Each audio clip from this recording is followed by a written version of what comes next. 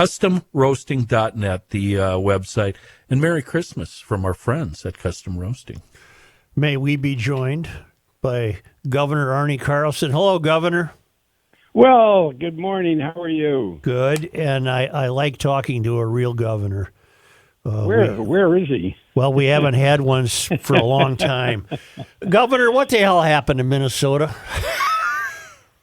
The 90s under your tenure, as I think back, we didn't used to be. What happened to government as a whole is the 2010 decision by the U.S. Supreme Court in Citizens United that opened the floodgates to corporate monies.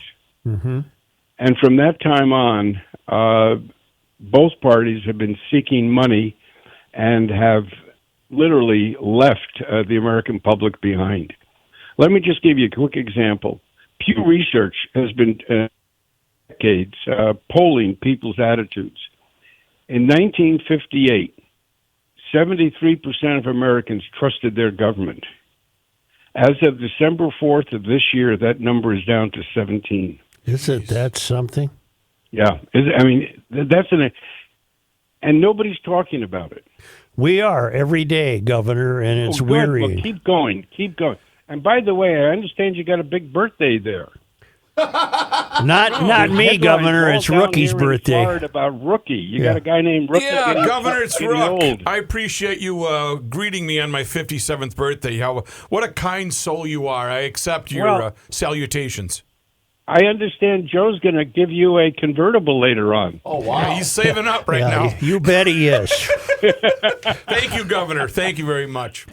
Governor, in the 90s when you were governor, we were not preoccupied with state government. We went about our lives. Our kids went to school. Did the Vikings win? How are the Twins doing? Let's go buy a Christmas tree. Life went on, and we trusted the government. That trust in Minnesota now is absolutely gone. Absolutely. You're right. Why the fraud? How does fraud relate to corporate financing? I don't think it does. I think we got to start from this supposition. One is the taxpayer is entitled to the same quality management we expect of business. Mm-hmm. And there are audit controls. Let me just take 30 seconds to quickly explain. Internal audit controls are in any management system, including government. And then you have the external auditor goes by once a year, tests the internal audits, makes comments, and presumably you improve or whatever. In this case, year after year after year after year, the legislative auditor warned the governors, both Dayton and Walz, your internal audit controls are weak. And bingo, fraud occurred. That is gross neglect. How many years were you state governor? It's not political. It's not partisan. It's auditor. Just very bad management. Governor, how many years were you the auditor of the state? 12 years. Did you ever have to say, hey, wait a minute, what's this? And then went and confronted someone? Certainly. Absolutely. There was no fraud during your watch, was there? I think there were, yes, there were some episodes that were quickly detected, and bingo, they disappeared. Okay. I can tell you a funny story if you've got the time. We've got all the time in the world. Oh, wonderful. I got a call from one of the audit crews about some missing money in a small town in Minnesota. And I told the crew, I said, just hold off for a minute, because I really got to love these finance officers of local government. I thought they were wonderful. So I drove up there and met with him, and wonderful guy. And we had a good chat, and then I asked him, he said, well, we're noticing some money that's missing. And he said, oh, that. Well, you know, Governor Al Quie has been talking about taking the reserve funds from local government to balance the state budget. So I hid it in a bank account in St. Paul.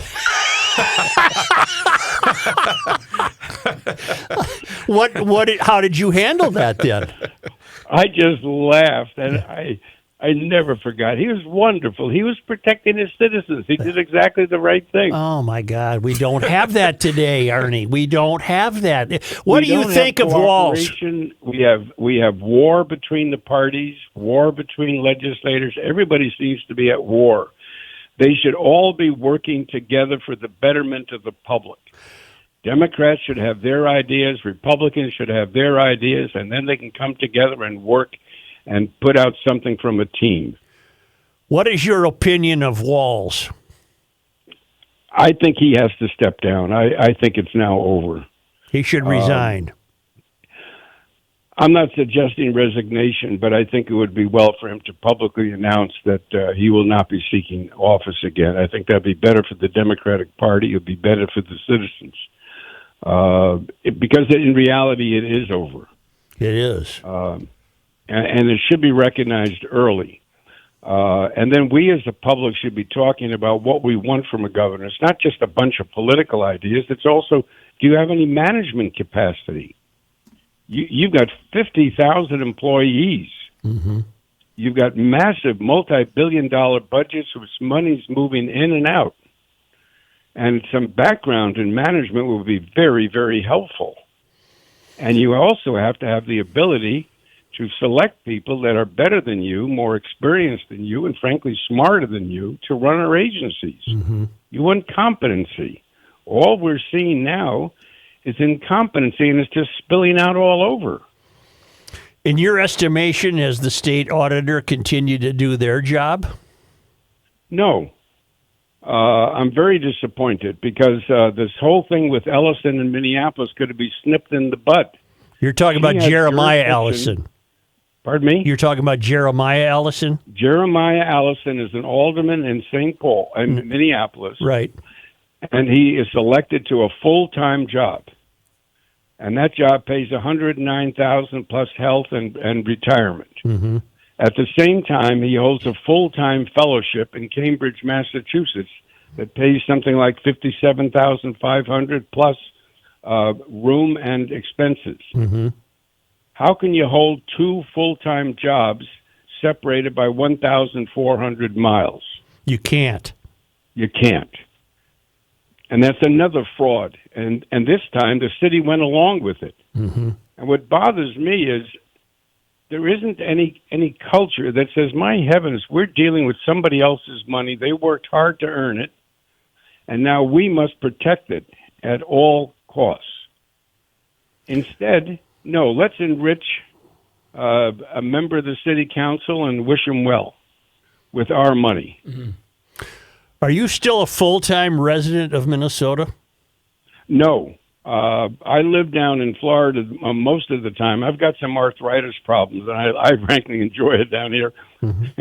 I can't take the snow anymore. Right. Well, I envy you that you were able to leave the state. It's a place now that has a very heavy out migration. Yeah, I think it can be restored, but I think both political parties have to look at themselves and say, you know what, we are part of the problem. And we're going to put up really good candidates, experienced candidates who deeply are committed to the well-being of the taxpayer. And the Democrats come up with their good ideas, the Republicans come up with theirs, and you know what? We're going to work together and solve problems. We're not going to make them. Governor, here we have in Minneapolis a $30 million shortfall. Mm-hmm. Kids in those schools are going to be punished. And yet they have enough money to give Ellison an extra salary. Governor, from the federal government on down, it feels as though the people we've managed to elect don't have our concerns as their first priority. No, I think because of Citizens United, they feel they can go out and raise endless amounts of money, particularly from special interests, and then advertise to us that mediocrity is really excellence. I'm going to have to do my. Frankly, that's kind of what precisely is happening. It's not just the politicians, but they have a tendency to surround themselves with other people that are also incompetent. Mm-hmm. Can I do some background here, Joe? Yeah, because right ahead. Well, Governor, when you brought this up at the outset, you really surprised me. I didn't know anything about this, and I've been studying it here. And I really think you're on the key. You have a key point here. But I just want to read to Joe and the guys and the listeners here what this is. The Citizen United decision happened in January 2010. The Supreme Court ruled that corporations and unions have the same First Amendment free speech rights as individuals, allowing them to spend unlimited amounts on independent electioneering. And that obviously has affected the outcome of these elections. My question for you, Governor, is how do we go back? None of these politicians are going to be in favor of going back to the way it used to be, are they? No, you're right. I think we have to do is revisit initiative and referendum. The right of the public, like in California, to initiate a policy, have it voted on by the people, and then have it instituted. I would start with term limits. 8 years in the legislature, 8 years in executive office, and you're gone. That's it. Once you start to rotate, that diminishes the need for big money. Secondly, I would abolish fundraising by legislators, obviously during session, but also by caucuses. Right now, the caucuses raise millions of dollars. In 2020, for those legislative elections, they raised some $26.5 million, about $130,000 per incumbent. Who in the world can run against them? Right. So not only now do they have money, they also draw the district line so they're safe politically, and then they make the rules. Yeah. And then they have these partisan staffs of 317 partisan staffers who are hired by the caucus and work for the caucus. But we, the taxpayer, pay the bill. So they become massive political parties, and all they do is engage in war at our expense. Governor, you were a Republican city councilman in Minneapolis in the mid-'60s. That's an infrequent development. Yeah. What has happened to the Minneapolis city government? I think the same thing that's been happening everywhere else. One is money. Two is protect incumbency is at all costs. And the moment you protect incumbency, you then have a schism with the voter. And they no longer serve the voters. They basically are in the business of serving themselves. Is that at the bottom of protecting incumbency? They just love the position and don't want to give it up? That's correct. That's absolutely correct. I mean, when you have trust in government down to 17%, you really no longer have a democracy. Boy, you sure don't. No. And that's kind of where we're at right now. Not kind of. That's where we are right now. Now, before you said... how many members of Congress have gone into Congress broke and walk out as multi-millionaires? Well, Governor... both sides of the aisle. What we've asked on the show is, how did Ilhan Omar suddenly have a net worth of more than $30 million? Oh, my God. Is that true? Yes. Oh, my heavens. Mm-hmm. I think the public is certainly entitled to know how that came about. Apparently, she's married a fellow who was struck it rich in the winery business and consulting business. Yeah, but if I recall right, she also had her campaign contract $50,000 worth of services from her husband. Right. Correct. Right. Yep. Well, that's a gross conflict of interest. Of course it is, Why Governor. wasn't it prosecuted? Why? We need you back. Yeah. Can you go in a time machine and become 50 years old again? I'll tell you, I'm 91 years old. I know, and you sound like you're about 40. If I were 65, I would come back. I mean that sincerely. I just can't believe all these people who are elected to be watchdogs, all they're doing is protecting incumbents. Do you have fear for the future of the United States? No, and the reason is this. I think if you asked me that question several months ago, my answer would have been yes. I think we're starting to pull out of it and to have a better understanding that we need competency, we need honesty, and we need to obey all the tenets of the Constitution. And I think we're slowly going to pull out of this one. What is your view of President? The disappointment in Minnesota is that in 1973, our state was featured on the cover of Time magazine as the state that works. Yep. Now we're the laughing stock of America. What is your view of President Trump? Very poor. Okay. Well, I can't hold you. And I think I'd like to see the Republican Party go back to what it was, a conservative fiscal party, deeply committed to states' rights, deeply committed to a conservative interpretation of the United States Constitution, very concerned about individual rights.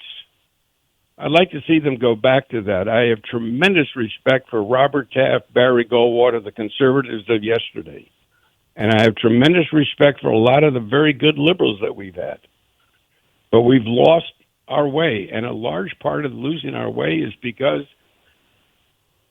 of this money in politics that buys special favors, special influence, and nothing is done about it. I don't know what we can do here, Governor, except almost clean house from top to bottom. I would. Yeah. I would. But how? That's my Well, question. the University of Minnesota in 2021 put out a study citing that public policy at the state legislature was basically for sale. And nothing was done about it. Yeah, I would clean house. Absolutely. And I'd like to see some younger people with energy and with a real deep sense of honesty and respect for good performance. I'd like to see them start to run. You know, Harold Stassen did that back in the late 1930s. And it worked. And I'd like to see it happen again. But Governor, how do we convince, even on the local level in the state of Minnesota, how do we convince these politicians on the right and left to vote for, say, for instance, term limits? We have been describing them for a few years now as being on the third rail. They would, in fact... Boy, you're absolutely right. I would get a written agreement, and I mean in writing, and make it a contract, and go to court and enforce it if they don't. But I think also I would start going for initiative and referendum. The right of the public to come together and initiate public policy. Yeah. Yep. Over 80% of Americans favor term limits, and yet our elected officials turn their backs on it. Yeah. Well, I would love to have a vote on spending issues, Governor. Well, I don't want, let's see how I can put this and sound sane. We elect officials to make a lot of decisions for us, but some very fundamental decisions should rest with us. Forget about politics. I don't know how a state can have an $18 billion surplus and then 5 years later announce a $3 billion deficit. It's shameful. That I do not understand. It's absolutely shameful. It's stunning. Mm-hmm. I mean, the Norwegian government sits over there and stashes away money for tomorrow, and our leaders have to spend it as fast as it comes in, and sometimes even faster. Where was their thinking about tomorrow? And the worst part of it is those same leaders come back to us and say, re-elect us.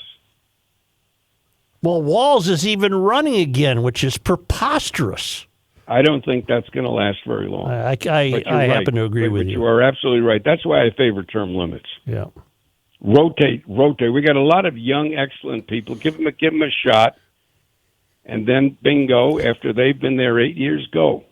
Governor, you had mentioned previously that you think Governor Tim Walz should resign.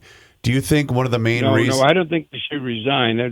Sorry, you said step down. I think he should announce that he's not running again. Okay, sorry, I didn't mean to put words in your mouth. And then truly bring in some competent people. I mean it. Yeah. Do you think bring in some competent people and have them try to straighten out our financial problems and our problems with audits and fraud?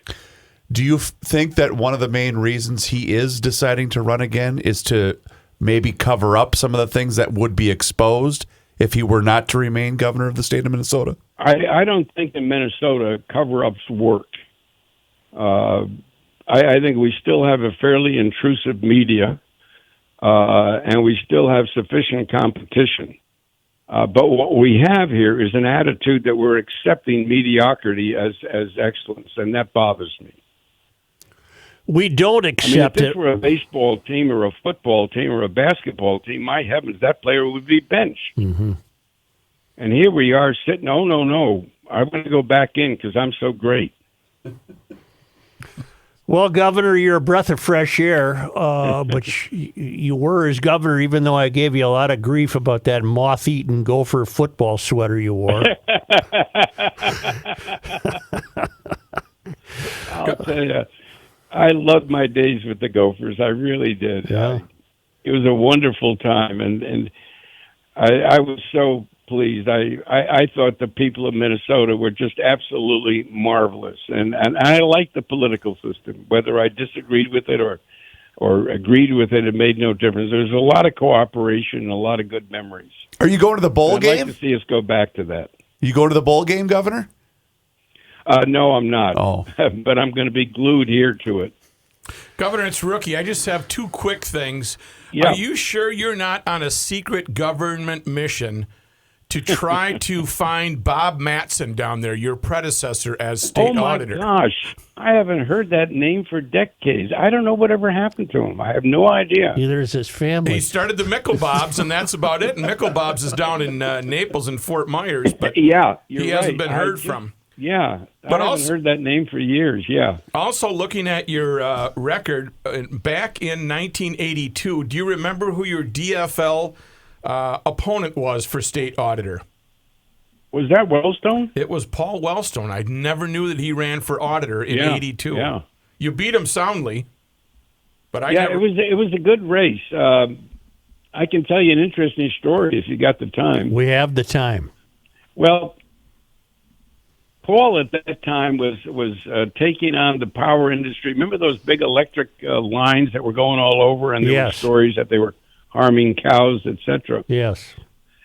And he got himself into a position of going to court and presenting himself as an expert witness. Well, Wellstone was certainly very well educated and very bright, and he had a case down in South Dakota. And the day before the debate, I got a brown envelope, and in it was the testimony of the trial, and then underlined was Wellstone's comments.